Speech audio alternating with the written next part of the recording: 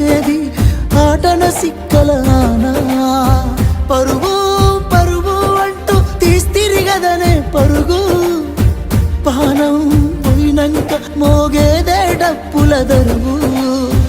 ఉండదనికే హాని పిల్ల పాపాలతోని హాయిగా బతుకేను వందేళ్ళు